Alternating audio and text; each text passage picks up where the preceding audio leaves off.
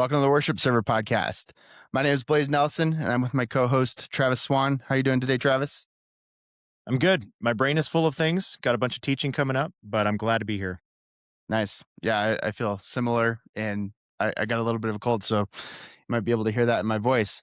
Man, we so appreciate you guys jumping on. We love to have these conversations. Before we get too far into this conversation, neither Travis nor I are claiming to be experts. We're just two guys that love the local church, love worship, love playing music together, or playing music with our churches and singing together. And we're just looking to build community. So yeah, if you're along for the ride, it's good to have you. We have a online community on Discord. We'd love to have you jump in there. We'd love to hear your thoughts on the topic today, or any of the topics that we've touched on, or any topic that's on your heart.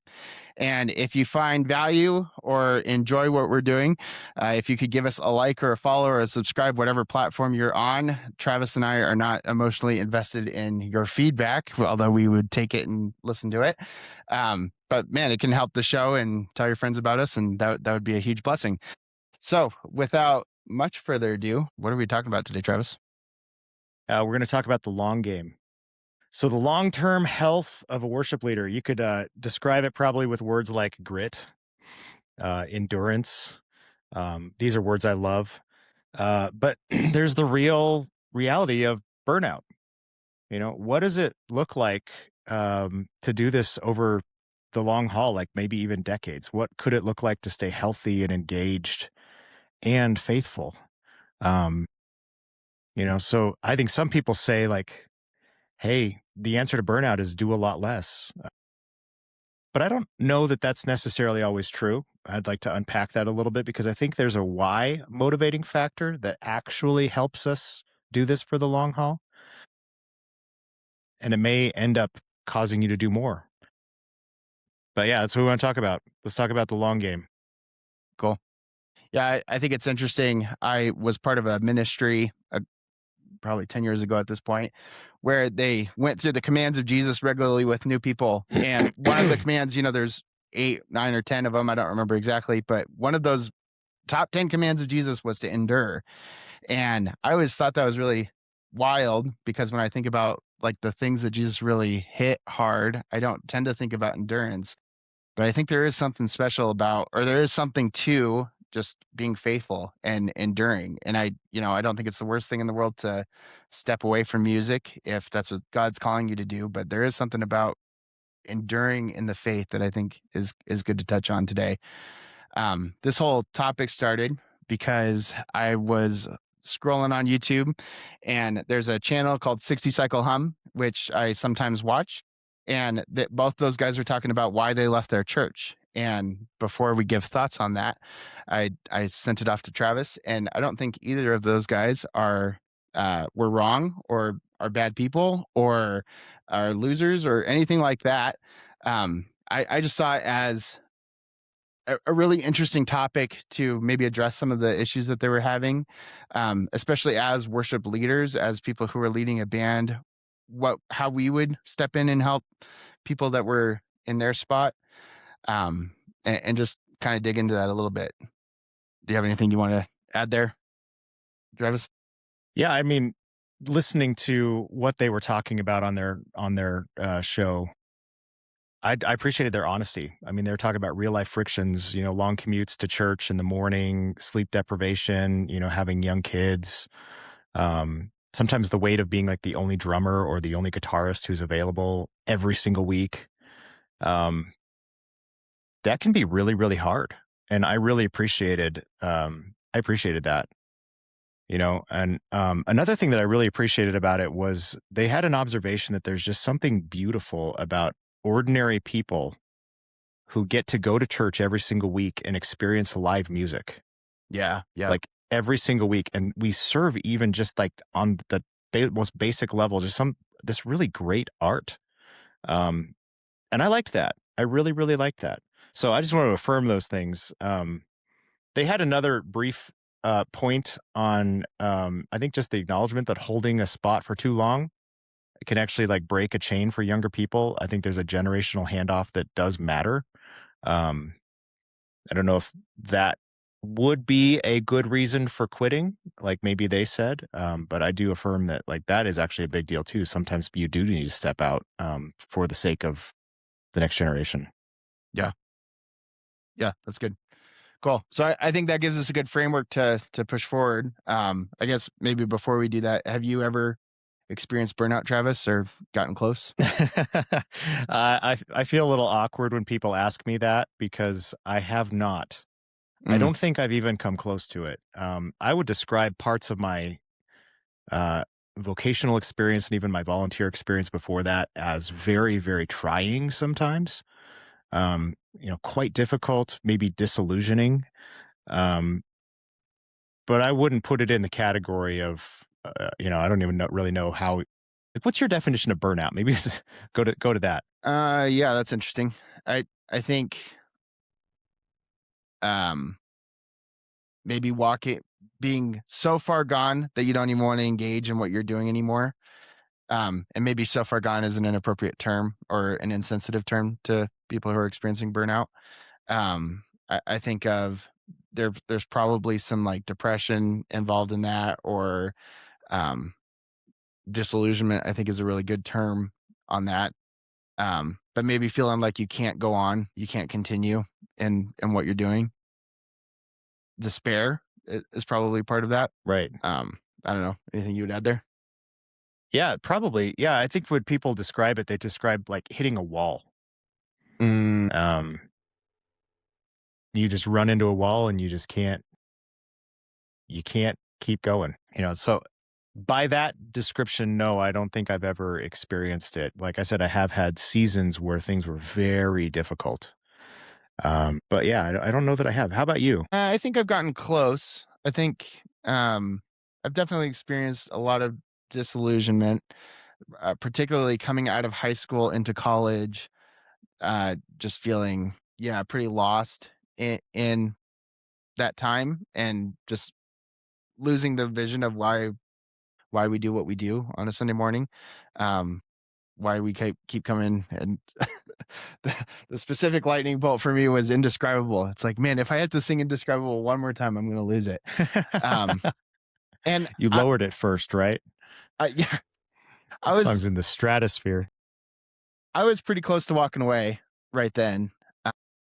Uh, I did not. I think we also had this was in 2020. We had our church had two campuses at the time, and through we didn't know, we had a band member just kind of leave, and they were a pretty critical band. They were a pretty critical player to what we were doing in our worship ministry. And I remember walking in, and they had removed all their stuff. And there was just like cables and stuff left over from, he was a drummer, so the drums were gone, and there was just like cables. Hey, it looked like a skeleton almost. And I remember driving home and just like weeping and just feeling stuck. Um, that was hard to push through. Uh, I would push through it, but yeah, I think I've definitely experienced those of just like, I can't do this anymore. I can't, Yes. Yeah. I can't keep going through this again and again, because I think there's a reality that ministry is hard. Um, this isn't an easy thing that we've been called to. Yeah. Yeah. I mean, I think there can be a lot of reasons why you get discouraged. I mean, honestly, it's Sunday after Sunday after Sunday after Sunday. It's not usually like one event that breaks you. Yeah. It's 50 Sundays in a row where these challenges are just continuing to come at you, and it's like a slow wearing down, um, without a break, without a rest, and there could be a lot of things that force that, I guess. Maybe the best word for that is attrition. Mm, um, sure. I think that can be very, very discouraging. I just want to acknowledge, like, if you're discouraged, there's a lot of reason for hope, but there's also some reason for expecting this to be kind of normal. I mean, like Blaise was saying at the very beginning, there's so many things that Jesus calls us into where he says you're going to have to endure, and there's going to be suffering. and there is hope in that, I think, as Paul said in Romans 5, suffering produces endurance, and endurance produces character, and character produces hope. Like, it's building something in you, but it's hard to see that, in the middle of a really hard time, And I think maybe one of the things for musicians, like, I think just at heart, we're kind of idealists. You entered worship ministry with some sort of vision, right? You had a hope. You saw what it could be, and whether that's a great like feel on the guitar, as you stand between the drums and the bassist or whatever, or you have this dream of people with their hands up, or a room full of people, or people singing so loud you can't hear the drummer behind you, or you like whatever it is, but the gap between hopes and reality, uh, it can be really discouraging, Mm, because what you actually end up experiencing may not hit that ideal, right? And what's the proverb? It yeah, says, "Hope deferred makes the heart makes the sick." heart. Like, Yep. right? And I think that can really be troubling, especially for a artistic, musician type who probably is a relentless idealist. Yeah, that's pretty fascinating. We both engaged in content recently too that talked about um, an acknowledgement of deficient realities that we live in, and there's a sect of people that think that that can be met through the metaverse or through technology. Um, but I found that really fascinating, it really gripping because it was an acknowledgement of the reality of the world that we live in, and we do live in a broken place, and you want to hope and believe that church is going to be somehow be a sanctuary from that. And I think maybe not, maybe a sanctuary from all of it. Like, church is going to be this perfect little heaven on earth, and I'm going Yeah. to Yeah. sit and get to play music with these people in perfect unity and perfect harmony. And there's not going to ever be any conflict, and nobody's ever going to leave. And this is going to be great until Jesus comes. And that's just not the reality of what we live in. And it, it's not even the reality of what Jesus promised, I think. No, it's Um, it's not. He said, "In this world you will have trouble." yeah, you just don't That's expect what's that to come from promised. the church, from, Oh, the from the more people the that more you're I do working with. this, the more I expect it to come from the church. Yeah. Um, I mean, Paul said that Acts 20, he's with the Ephesian elders on the beach there, and they're all crying and sad because they know they're never going to see him again. There's a a discouraging, saddening thing for the soul right there. And then he says, "From among you are going to come, ravenous wolves that will seek to devour the flock. So keep a watch on each other, on yourselves and each other." Like, that had to be a bit disorienting to hear. Like, oh, wow, he's not talking about the threat from the world. Sure, yeah. I'm sad I'm here, looking at Paul, my that's not brother helpful. next to me here going, "Are you it? Are you the wolf?" Yep, man.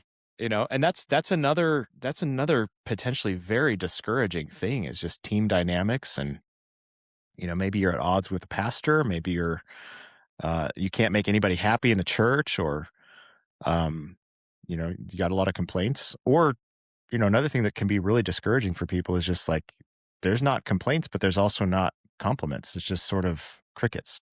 So all of these sort of like depend on, so what was your ideal, and is it met?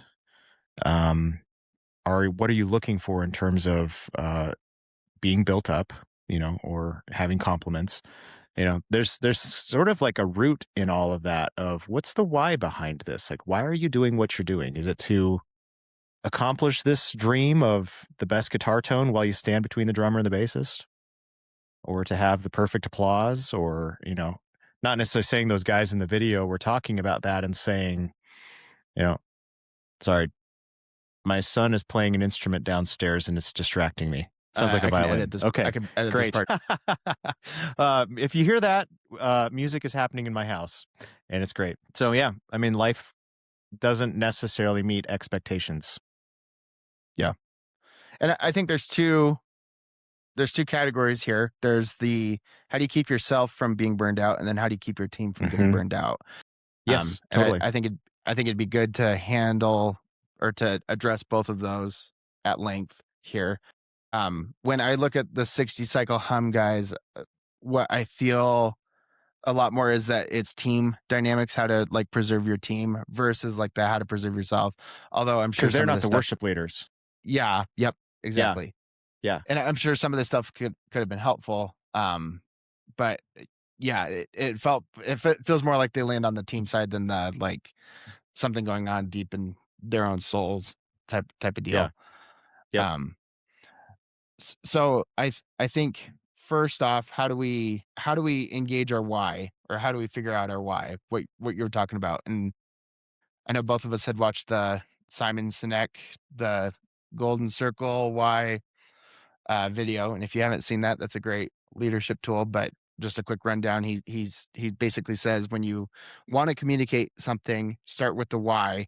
A lot of people start with the what, and he had these great examples. I think Apple was involved. You know, Apple doesn't sell you, oh, we have a phone. Doesn't sell you the what. It says we want to change your life. We want to make your life easier, and then they sell you a phone on top of that. Right. So Yeah. you're selling the why is essentially, and he does a phenomenal job. Go look that one up, and then come back and listen to us. But yeah, Finish don't this take my out. word for it. Yeah. Yeah. Yeah. Yeah. Yeah. So how do we engage with the why in ourselves? Yes. Yeah. I mean, I think maybe it's the thing that separates like a trajectory from like Ryan and Steve were the guys in that video. Um, One of the things I noticed is it felt like their motivation or their why was I get to play live music and that's Mhm. fun. Yep. And maybe some of this is going to help the church, it's going to help out the team, stuff like that. But I think like for me as I look back, I've been leading worship regularly since I was about 14 years old. Um and pretty much 50 weeks a year, you know, full time. I was hired to do it full time vocationally in 2002. Did that for the next decade or so before I actually became a pastor and shifted my job description. Um, but I think when I look at that, like, where is the heart of what I was doing and the motivation? It's there. There was a point for me, I think, where it moved from just music into something more than just music, and it was ministry. And the priorities shifted. Because as a musician, like honestly, worship music isn't all that interesting to play. You know, you can only play the 1, 4, 5, 6 patterns, or however, whatever order you want to shift that into, so many times. And songs that are singable for a congregation oftentimes just aren't that interesting to play as a guitarist. And so if you're doing it for musical fulfillment, like that's the wrong why. And so being a musician came completely naturally to me, but actually like shifting my mindset to be more like a minister, in the Ephesians 4 sense, where you're released to do the work of ministry. Um, I think that grew over time. And that's where I'm solidly sitting at this point. And it's just by the grace of God that that's given to me. It's a 2 Corinthians 4 says, we've been given this ministry by the mercy of God, and Yeah. therefore we do not lose heart. And so for me, there's this gospel root in it that this has been handed to me and gifted to me by God, and my very life is a gift from God. And I've been given the message of that grace and that gospel and that mercy to a hurting and sick and tired world. And the Yeah. vessel of music, or the vehicle of music as a tool, has been given to me as well. And I believe, as Ephesians 4 says, that God's gift to the church are people. And so he gifted me, not me, fleshly me, but me, the musician, minister of the gospel, that all of us should be ministers of the gospel, to bring the gospel to hurting people and my friends and my family. And there's a why in that I wake up in the morning and I'm just excited Mhm. to pick up that cross or whatever that looks like that day and not lose heart and step into ministry because it's by the grace of God, and it feels like an honor. Yeah, I think that motivation of the heart is so critical in this. It's like, why are we doing what we're doing? Is it we're in a small 100-person church, and we have 2 practices every week, and we have a Sunday morning rehearsal every week. Every week is like 4 or 5 hours of everybody's time, not including intentional practice. Um, is it is it worth it? And I'm not, like, prescribing that for you or your church. I'm just saying, look at what you're doing, and is it worth it? And if your motivation starts is all these other things, and let's be honest, I have all kinds of motivations that drive me all the time. Crockpot. And yeah, the crock pot. And there are good motivations and there's bad motivations, and they're constantly at war with myself. We talked about that last time. Paul talking about I do the things I do not want to do. Um, but to identify those and to make sure that your primary driving motivator is not something that will not be sustainable. And I believe that the only sustainable thing will be if you are doing this to serve the church and to be what you just said, a musician and a minister to the congregation. Um, yeah, but I think we get wrapped up in I want to launch my music career. I want to be the next Forrest Frank. I want to be whatever. I want the status. I want the recognition. I want to clean up my chops. I want friends. We do all of, we do these things for all of these different motivators. And if we're not careful to identify why we're doing something, then I think it can just totally shipwreck us. We can just trip over our feet and face plant before we even take off the block. Yeah. Yeah. So the why is super important. Because I think that, they're describing in the video, playing 50 weeks a year or whatever, and then just being like exhausted and just checking out, saying, I guess I'm done. You know, I've played that schedule and loved it. Like the difference isn't necessarily the workload, Yeah. and I've done it with sick kids or, pregnant wife or new baby at home or, just so many different things. And I think that the difference is like, what do you believe you're doing? Mm, And because when your why is clear and it's deep and it's rooting, like I think hard work is actually energizing, yeah. right? But I think if you That lack a why and it's like eroded into nothing, like even a light schedule is too much. Like you play once a month, it's too much, right? So like I said, if your why is musical fulfillment as a worship leader, you're on thin ice. I think worship music is eventually just going to bore you, but if your why is like you're shepherding people into the presence of God and sharing the gospel, like that simple music is a tool towards something so much bigger. And it just gets exciting, I think. Yeah, and I think there's even some practical elements to band. Like I think it's easy to disciple younger people in band. I think it's great to be together multiple times a week with people from your church and in your community. And band practice is a great way to do that. We do highs and lows in the Mhm. middle of our band practice. There's all kinds of elements here that you can bring a lot more.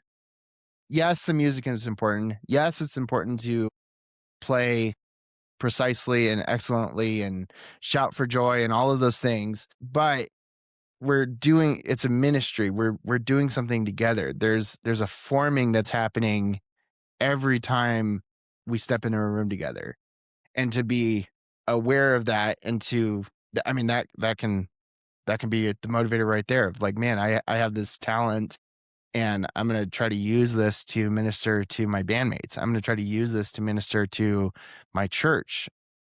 There's all kinds of benefits in that too, outside of just like I'm going to share the gospel. I think there's like health there. Yeah.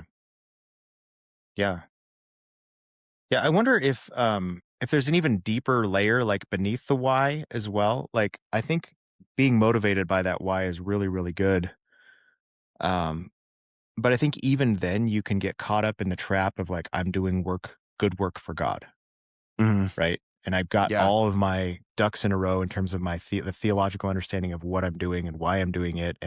Yeah. Yeah. But I think you can still end up fatigued and have a crash and get spiritually depleted in that because maybe you're trying to lead people into God's presence without actually having been in God's presence yourself, right? So I think even your why at the bottom line could be correct, but your soul is like running on fumes because you're working for God rather than with God, right? Yep. Yeah. Which comes down to identity and abiding and where is your value? Like if your value is in getting all your theological ducks in a row and your practices right, you know, and that's what you're doing, that's what your value is like woven into, you're going to crash. It's going to be a trap Yeah. because Yep. your sense of worth shouldn't be found in getting all of that right. You're not valuable because you play guitar. You're not valuable because you lead worship. You're not valuable because you're on stage. You're valuable because you've been shown mercy by God and he has loved you into that value, Yeah. Yep. right? And that should be like overflowing from you, right? So even getting your why correct, I think there can be a dangerous spot there. Yeah. Because if you have it perfect, but are not being first ministered to by the gospel, then you're going to miss it. Yeah. I've been thinking Yeah. a lot about Psalm 90, and there's a verse that says, "Satisfy me in the morning with your love." And Shane Bernard led a song on that. They wrote it called Psalm 90, "Satisfy Me." Um, and just this idea of like, man, before I even wake up in the morning, Lord, be satisfying me. Like, let me be satisfied in who you say I am. Let me be satisfied in my identity.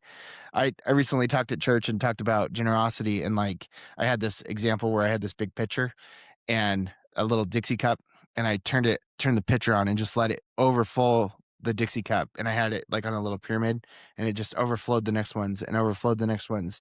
And I think that's God's heart for us. And I think when we do Yeah. ministry, we Yeah. see ourselves as like dumping out our Dixie cup and then like, okay, God, can you fill me up again? Like I did the thing. I blessed that person next to me. I went to band practice on time. I helped that homeless guy, whatever, right? And I Mhm. think we're constantly like looking to be filled up again when we've been depleted. But I think biblically, our spiritual reality is that we are like constantly in that flow. And we need to position ourselves to be in that flow. And out of the overflow of that is where we should be serving, I think ideally. Yes. Yeah. So that's how do you get into that gratitude? I, I mean, there's practical ways. I think learning how to abide. I think, man, my family and I have been doing the Sing devotional uh, on weekends from the worship initiative and just singing songs together. And there's something about just like opening our mouth and singing in the morning and just being reminded of truth. I I think it takes intentional effort and work. I think our faith takes intentional effort and work, and it takes intentional pruning. And I think we assume, oh, I can leave this thing and this thing will be alive. I, I think our faith is a lot more like a bonsai tree than an aloe vera plant. An aloe vera plant you could basically leave in the closet and it'll still be alive. But bonsai trees just take a lot of effort and work. And I think there's just something about us that we need careful tending to. Our faith Yeah. needs careful tending to. Yeah. Um, so I mean, there's a lot of practicals: daily quiet times, singing, memorizing the word, um, being careful to listen to the voice of God, being careful to set aside just um I'm gonna use the word quiet. There might be a better word for that, but just being quiet in the presence of God, like sitting at his feet and engaging with him, communing with him. Yes. Um, I think all of those are pretty critical to that idea. Yeah. I wonder in that, like, if a lot of us have a poor theology of gratitude, like we treat it like the response to blessing, like I need to Mm, wait till something good happens and then I can thank God for it. But yeah. like in Philippians 4, it says, "Don't be anxious about anything, but in everything by prayer and supplication make your requests known to God." But with thanksgiving, I actually left that out. By prayer and supplication with thanksgiving is in the middle there. Let your requests be made known to God. And then the peace of God, which surpasses all understanding, will guard your hearts and your minds in Christ Jesus. I think there's a principle in there of everything with thanksgiving before the blessing comes, uh, that's where gratitude should be in God. Yeah. Um, and there's something that's it's like transactional there, where the anxious thing, your burden, is given to God, and you get the peace of God, and it goes beyond understanding, and it's going to guard your heart and your mind. And so there's like a regularity in that, of you're doing that all the time when everything comes up, in everything, by prayer and supplication with thanksgiving. We bring those things to God, and then you can have the most heavy load, and the world looks at you and say, you should have broken, Mm, but you have the peace of God, which goes beyond that understanding. You can't explain it, but you're good. yeah. Even in like the most quintessential worship verse in the Bible, in Colossians 3:16, let the message of Christ dwell among you richly as you teach and admonish one another with thanksgiving through psalms, hymns, and songs from the Spirit. It's like that thanksgiving is what should be the center piece of our worship. Because without it, like before I grab a guitar, it's like, man, I almost need a, and I don't want to get hippie here or anything, but it's like, man, as I'm grabbing my guitar, as I'm strapping it on, I just need to like be practicing Thanksgiving, thankfulness, and like, man, thank you, Lord, for who I am in you, who you say I am. That like the immense blessings that I have already as your child, as an inheritor of eternal life, as a co-heir with Christ. It's mind blowing what Yeah. God has done for us.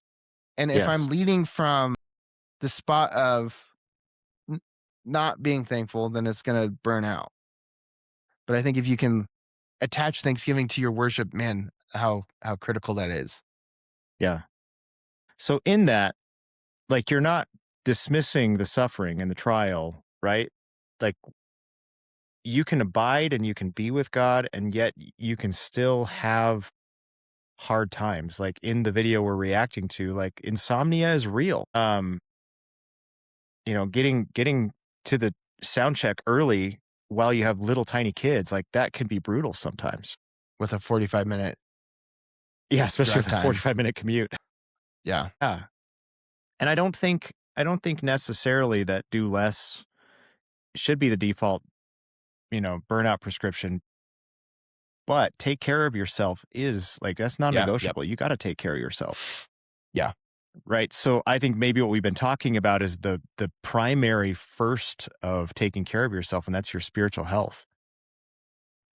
So you're living with God, you're praying, you're bringing all the things to him, you're reading scripture, you're repenting, all the things that aren't on the stage, so when you get to the stage, you're leading from a spiritual health and overflow, like you're talking about, um, rather than being empty. And so you're empowered by the Holy Spirit, right? It's not like self-help uh patterns necessarily. It's your private life with God. That's your source.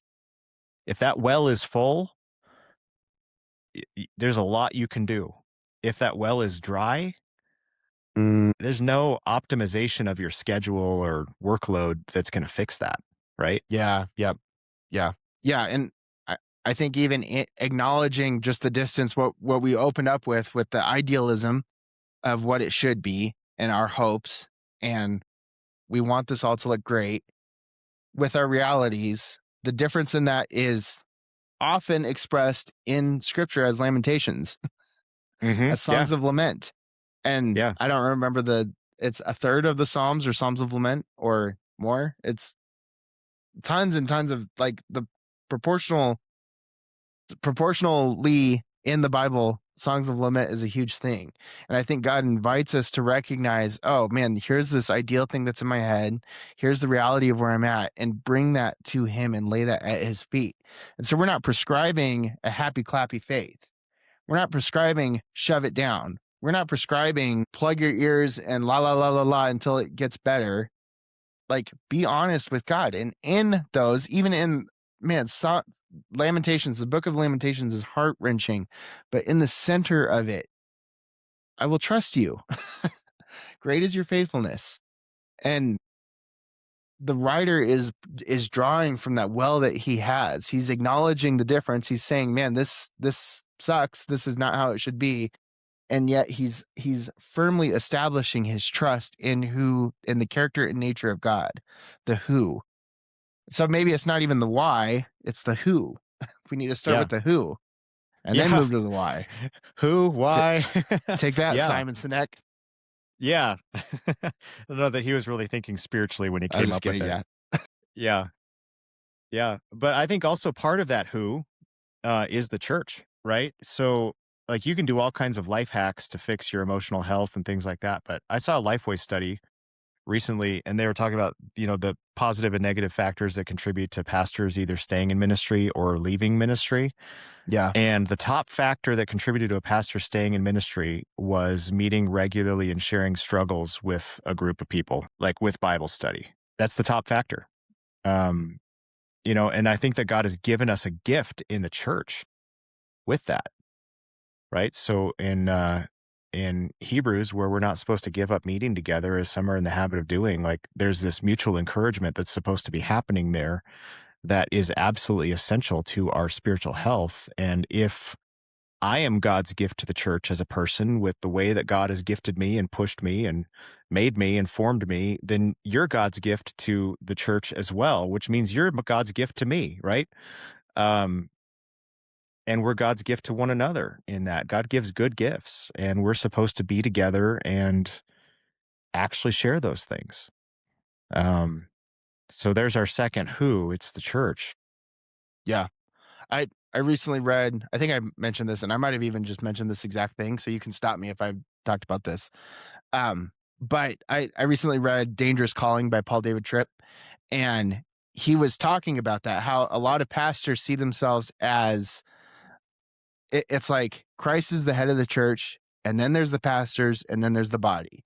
And so pastors are continually removing themselves from the ministry of the body of church. And I think worship leaders can do that too. I'm somehow separated. I've somehow arrived. It wouldn't be appropriate for me to share my struggles. It wouldn't be appropriate for me to share my sin. And a lot of like pastors or worship leaders could get fired if they, I don't know if that's the case or not, but it would feel like, man, if I share a shortcoming here, I'm going to get fired. I'm going to lose my Yeah. job. And so there's Yeah. this dynamic where like the very thing that they're trying to lead and trying to bring for other people, they're disengaging with themselves in order to preserve themselves. And you're left out in the open. And the reality is the biblical foundation that we have, it is Christ is the head of the church and everybody else is the body, including the pastors, including the worship leaders. And so if you are a worship leader and you think that you do not need the ministry of the body of the church, you are sorely mistaken and you are missing out on what God has called you. You have missed out on a very critical safety net in your life. Yes. Yeah.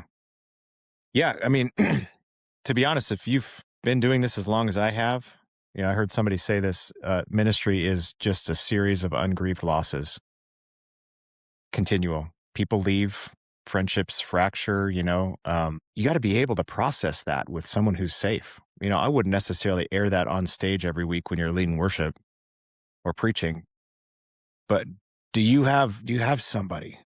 You've got to be able to process that. And that's a very real and normal experience that you've experienced. Yeah. If you're in the middle of that, that's ministry. It's life, baby. Yeah. It's Yeah. hard, but yeah, just to normalize that, like you're not alone. That's the point of the church. You're not alone. Yeah. Yeah. And And I we think need to be reminded of that. I think worship leaders, like we use the word endurance or grit. Like sometimes you might have a predisposition to something like that. Like I actually think I kind of do. Yeah. My wife heard Shawn Mendes's "In My Blood" song's a pop song, kind of dumb pop song, but she's like, "This is like your theme song, Travis." Like, oh yeah. Sometimes I think of giving up, but I just can't. It isn't in my blood. Like you're right, yes, but I think part of endurance is can you actually look at the past and not have it define you or hold on to it too much. Like you have to actually Mm, grieve the loss and process it rather than just stuff it. Um, and I think that's part of being healthy in this. So you're going to endure. Well, you need to actually like do the work. yeah. Yep. That you're saying the hard work of grieving the loss. Yes. that you've Yeah. experienced. Yeah. Yeah. Yeah. Talk with someone about it who understands, who's safe. If you don't have that, go find it. Yeah. Yeah, and I think also just any unconfessed sin or any sin that is Hmm. has a hold on you, it's gonna take you out. It will. If you don't bring it to the light, it's gonna take you out. And you cannot do this long term. You can't do this really any amount of time, but you cannot do this long term and have unconfessed hidden sin that is, I guarantee, is wreaking havoc in your life that you don't even know I think has. I heard Tim Keller talk about that. He said Yeah. you basically have a joy bucket, and that sin, you just punched a hole in the bottom of the bucket, and no matter what you do, Mhm. it's just always emptying itself. Yep. All right. So I think we got a pretty good framework there. Um, so in order to persevere, in order to endure, in order to not hit burnout, start with the who, start with who we're worshiping, our identity in Hmm. him and Jesus. Start with the gospel, preach the gospel to yourself. Moving to the ministry of the church, confess your sin, be in community with other believers, be encouraged, be being built up, being built into, and then doing your why. This isn't just like a social club. This is a ministry that you're a part of, and you're blessing the church. You're blessing, and it's good for your heart too, I think, to sing. And this is all not to say, again, I think there's totally room to step out of worship ministry if you feel the need to. Yeah, yeah. I think that's totally reasonable. I'm not saying like, man, we are in this until death do us part. There's seasons for things. But man, may it not be because we're at the at the end of our rope. May it be because God's calling us into something else, or we're I don't know, we're doing something else. Yeah. Um, Well, it could just be your season of life too. Like I've had band members, take a break because they had a new baby at home. And I don't think there's anything wrong with that. Like you didn't burn out. You just are acknowledging that you have a different season of life. If you're in a season like that, like you're playing 2 services on 5 hours of sleep with a 45-minute commute, yeah, with young kids at home, like yeah, it that is, just yeah, might you're not be aligned with your season of life. And that's not bad. Just call it totally. for what it Yep, is. yep. That's okay. Yeah, I took 6 months with each of our births, um, with the twins and with the 2-year-old now. So yeah, you just take some time off and uh get there's times and seasons. And I think in all of this too, it's not just like, hike up your boots and keep pushing, although I think that's totally reasonable, but like Hmm. pursue spiritual health. Like you should not be just persevering for the sake of persevering. You should be persevering because you are abiding in the person of Jesus Christ and in relationship with the person of Jesus Christ and in relationship with his body, not just like, oh, I'm going to grip my way through this. Um, and that might mean, I've had times I just came out of a time where it's like, okay, I need to like maybe not be leading a small group right in this season because life is getting a little crazy right now. Like reevaluate. That's totally fine. Um, and yeah, it's okay to adjust. Yeah. Um, Yeah. Anything else on kind of the individual, yourself, taking care of yourself in the process of this? I mean, there's just the basic physical health stuff. If you're not sleeping 8 hours a night every night, you just try to eat well. It's tough to do this long term if you just feel bloated all the time and gross because you're eating junk all the time and sitting around. Take a walk, work out. I think it was Carey Nieuwhof was talking about burnout because he had a burnout season, and he was saying that the reality is you don't need to manage your time as much as you need to manage your energy. So physical energy, you can maximize that. And he said that there's like 3 to 5 hours a day when you're at your best. He called it like the green zone, and then there's a yellow zone where you could kind of do menial tasks and you're okay, and then there's a red zone where you just need probably to take a nap.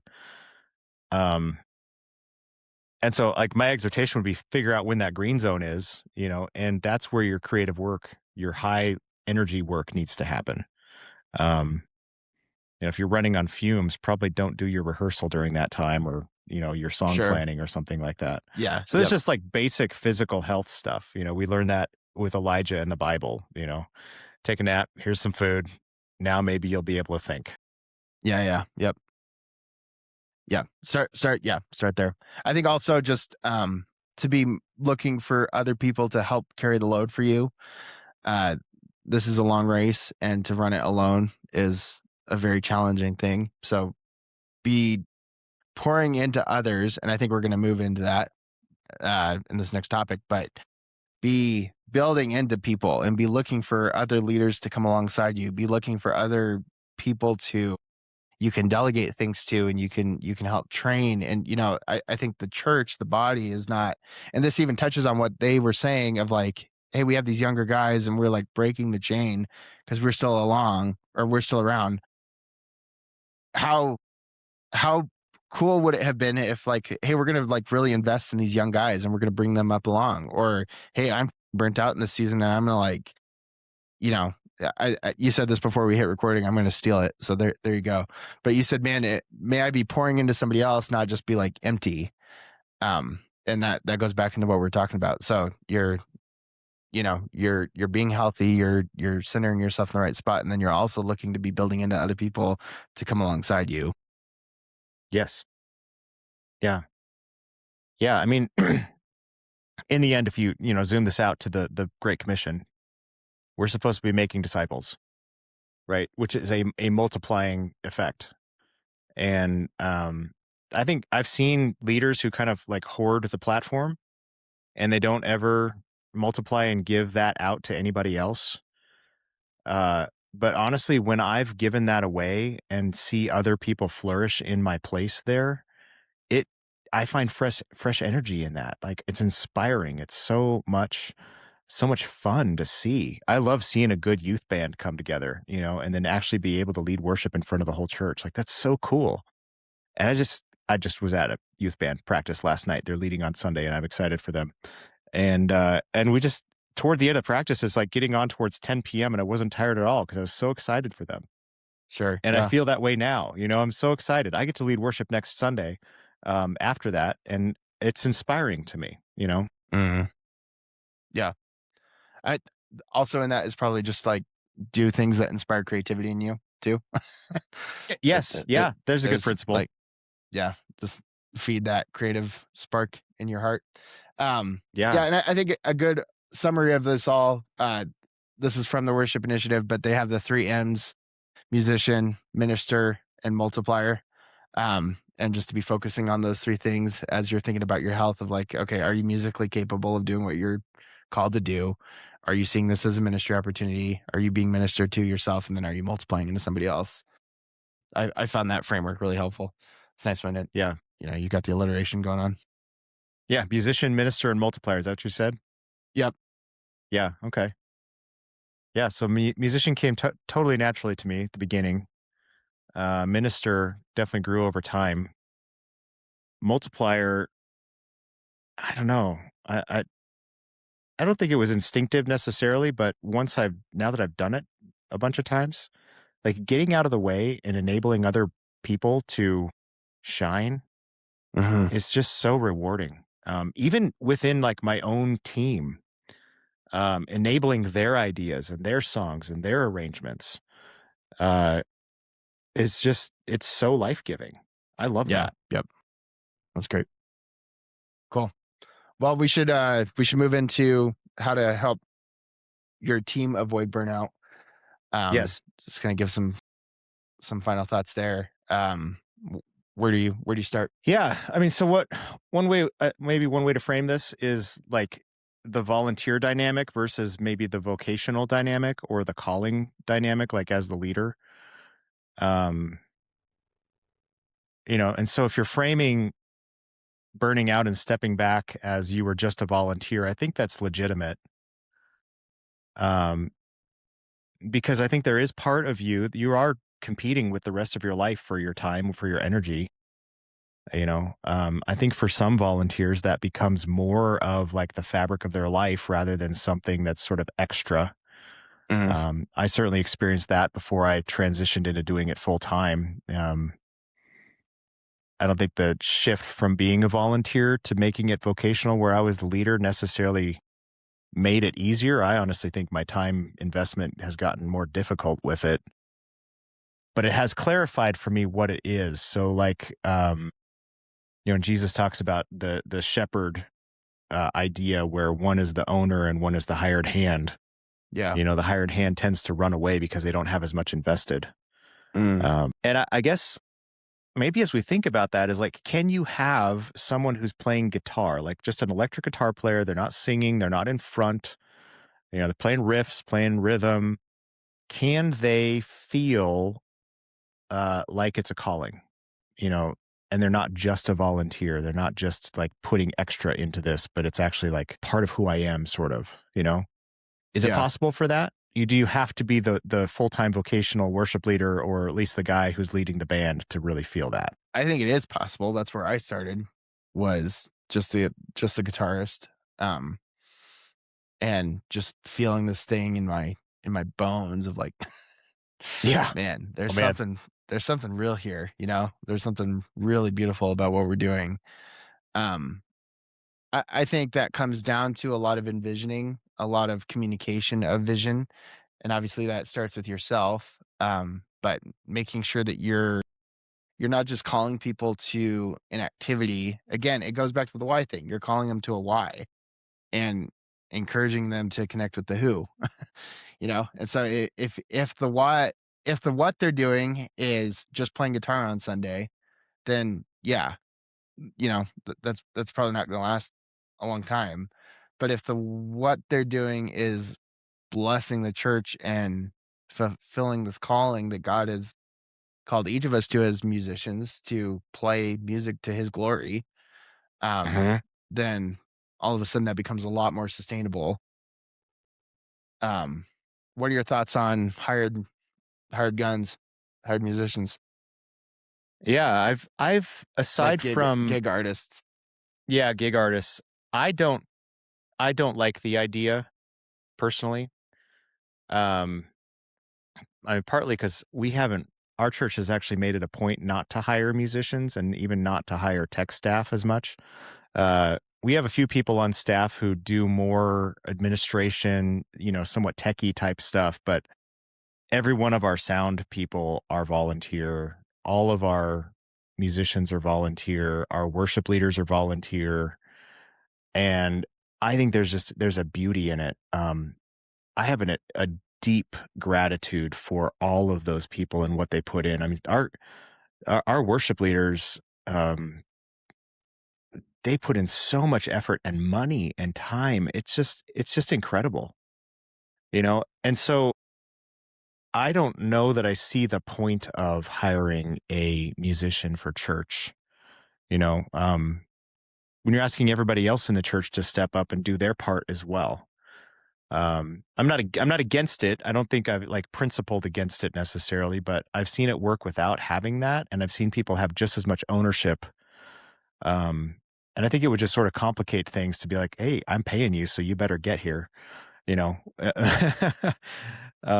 So yeah, like I said, I'm not really against it, but I've seen the church thrive without it, and I think there's something really cool about it. Yeah, I think I'd have a more principled stand against. Yeah, I think the why obviously is like you're in a small church and don't have the people, right. or That's the need factor. experts. Yes, the money could be spent on so many other things. Yeah. I'm not going to pay a drummer. I want to send a missionary somewhere overseas, Yep.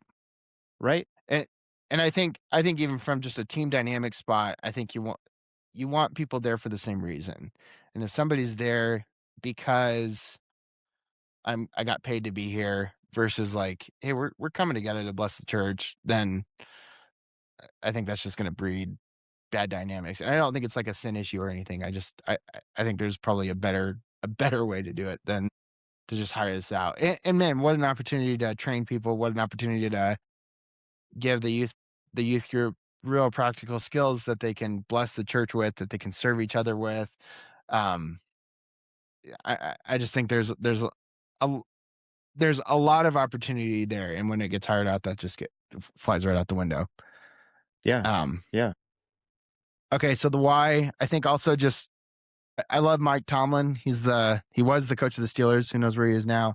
But he always said that he wants volunteers and not hostages.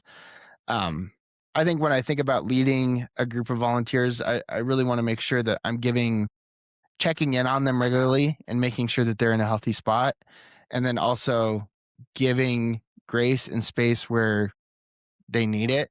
And so if somebody can't make it on Sunday, I try to be real open handed, like, hey, that's okay. Like go do your thing. Go be with your sick wife or go do whatever. Like we'll be fine. We'll make it happen. And that goes back to Yes. a lot of Yeah. the I think we've talked about the minimal viable product and making sure that like I know I can lead a worship set with just an acoustic guitar. I know I can lead a worship set with an acoustic guitar and piano. I know I can lead a worship set with an electric guitar and a drummer.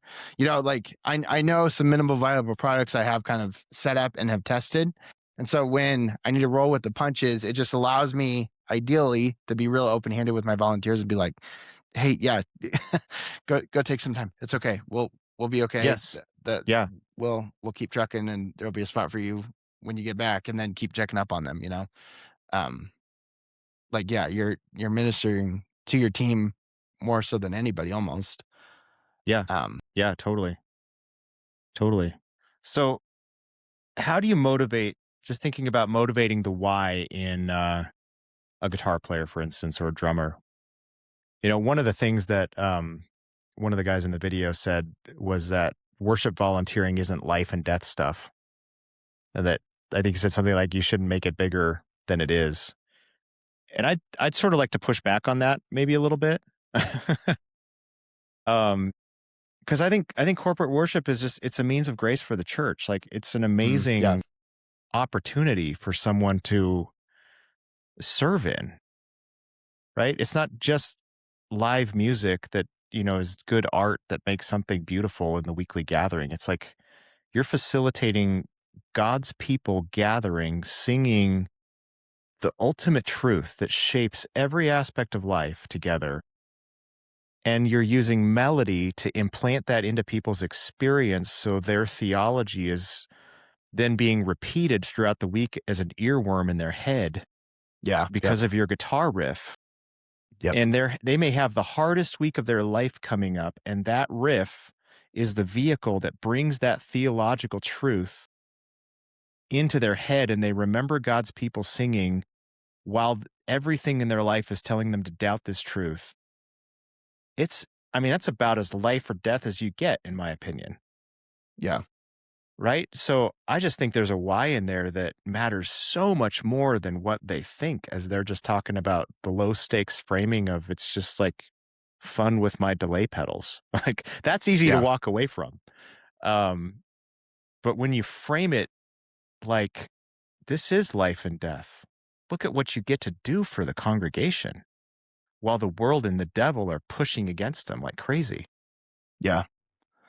I I think it comes down to your theology of worship and what your church's philosophy of worship is, theology of worship. Mm, Um, I've I think I've shared this before. I've been really taking a deep dive into that. And it's like, man, it's so important, not just for me to have it, but for me to like pass this on and to try to yeah. inspire our people with the same thoughts. And yeah, all of that stuff that you just said is true. Do we know it? Do we Yeah. know that like this is really important, that this is formational for people, that music can facilitate and again, not experiences, but music like puts the truth of God on people's lips and how important that is. And so, I mean, practical steps, I think, make sure that your theology is formed well, work on it, memorize verses. We're talking internally about potentially even having everybody who leads worship at our church read a couple books and memorize 10 verses or something. Um, just so that we're all on the same page. We all know what we're doing. Um, I'm also experimenting with doing monthly uh, envisioning nights, training nights about the theology of worship, about what we're doing, the why of worship. So I think I don't know any other way. If you have another way, then that's great. I just keep putting it in front of people and keep, like, hammering them with it and, like, man, this is so important, and I think that will we just need to be reminded of what we're doing. I don't know, do you have how have you done that? Uh, I probably talk too much. So, I always after sound check, I always gather the whole Welcome to the band Worship together. Server podcast. Travis talks too much. Um, All both of us.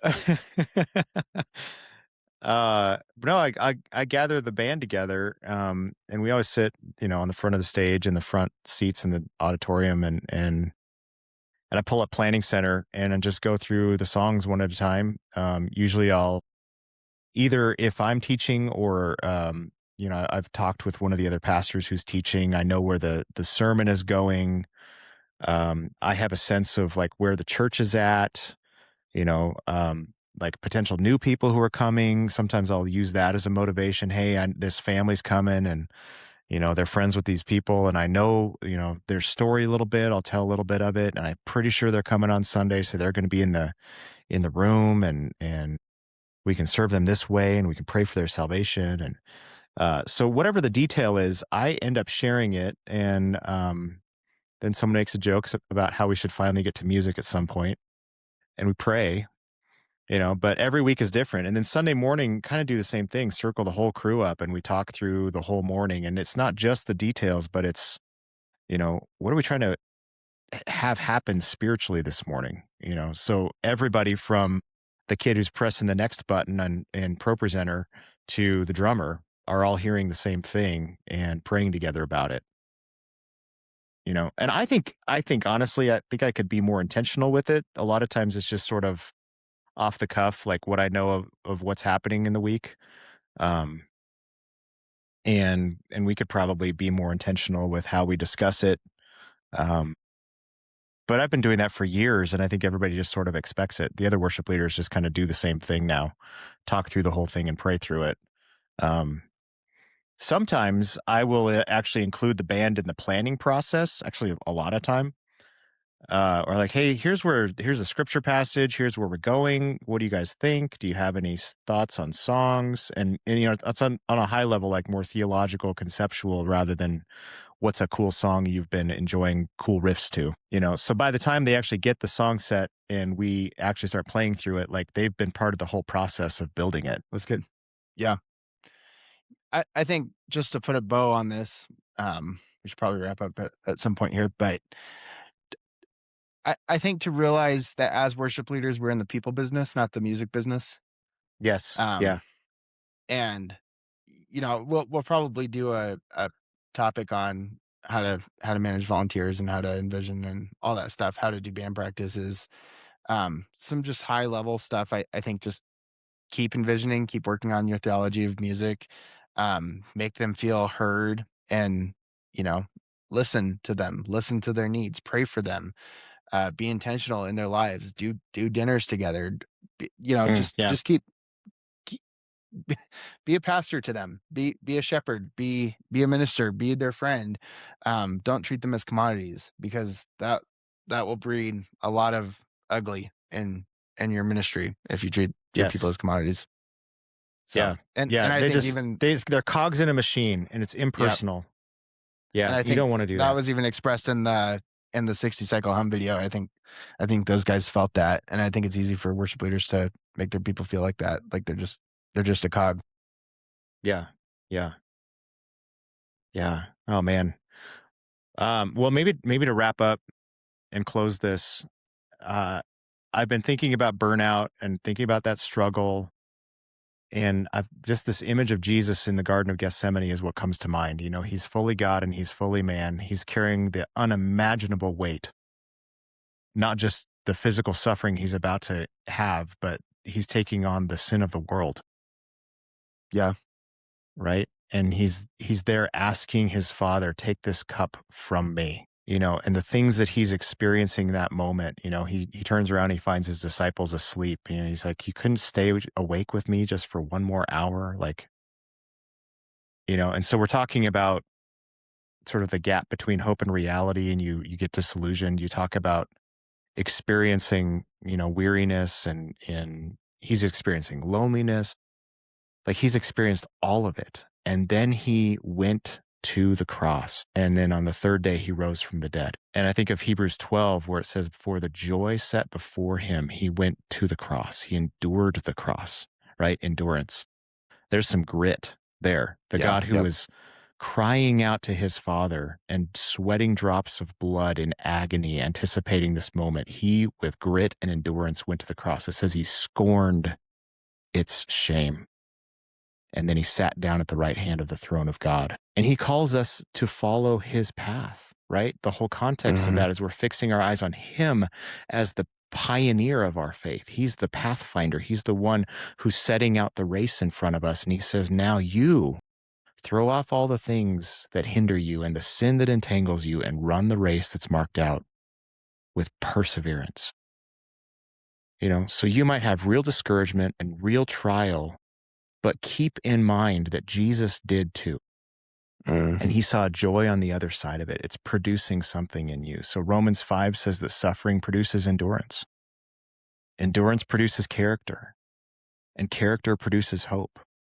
You know, you have been saved into something. You have this ministry by the mercy of God, and you shouldn't lose heart.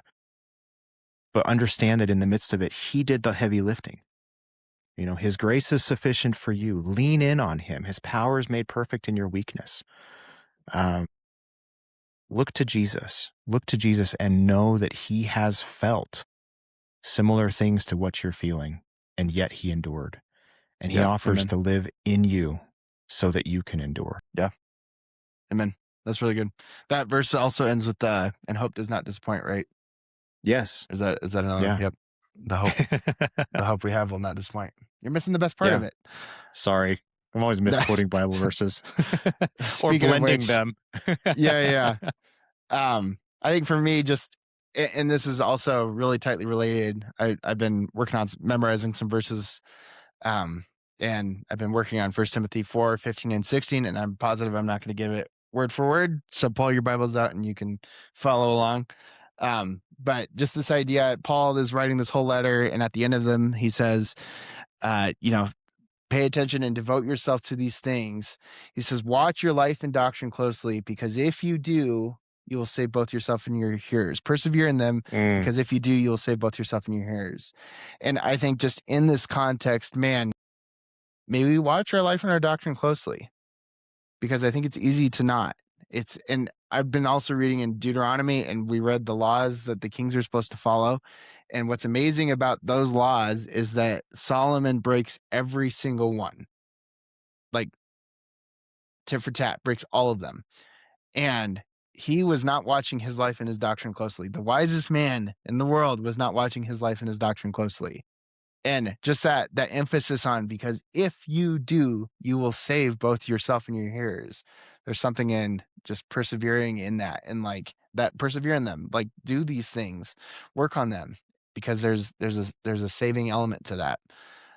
Yeah. So yeah, Jesus went that's to the kind of where I've been. cross despite all of that discouragement and pain, and the cross led to resurrection. So if you are having something press on you and you're feeling discouragement, you know, I think maybe just ask this question, like, what kind of resurrection is God wanting to birth in you through this?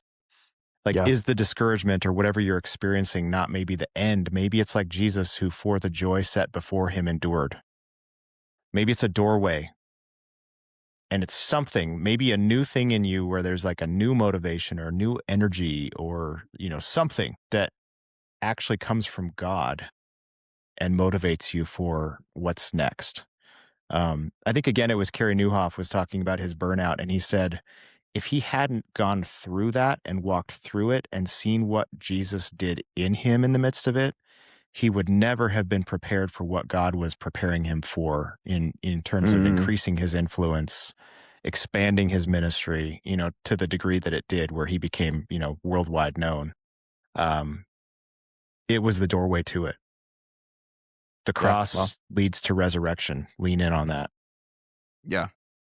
Yeah. And just, again, when we're real practical, and 6 months, things might look different. Will probably look Yeah. different. Yep. And when I was driving home weeping because of that experience that I shared at the top, 6 months, it was different. And that was actually kind of the start of some really beautiful um seasons that I'm still in the middle of. And yeah, you hope keep your eye on the horizon, hope.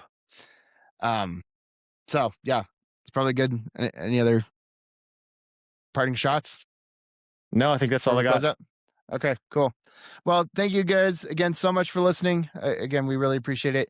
Man, if you're discouraged, I encourage you to talk to your pastor, talk to your team. Travis and I are also both available. We're not super interested in building an audience, but we want to build a community, and we're doing that on Discord. It's theworshipserver.com/Discord. If you are discouraged, I'd encourage you to reach out to us there. We'd love to engage with you and encourage you as best we can. And with all that, thanks for tuning in, and we'll see you next time. See you.